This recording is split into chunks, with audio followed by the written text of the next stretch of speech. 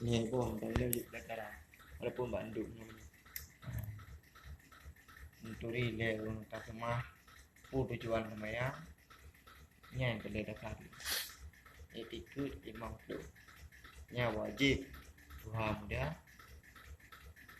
cik putih wajib penuh. Apabila hana etikut imam tu yang dalam badan, yang hana sempurna dalam sembahyang. Karena apa kot? Karena tepu cara sembahyang datang. Tapi hana betul. Cok dan semua. Mendapat cok gaji ni.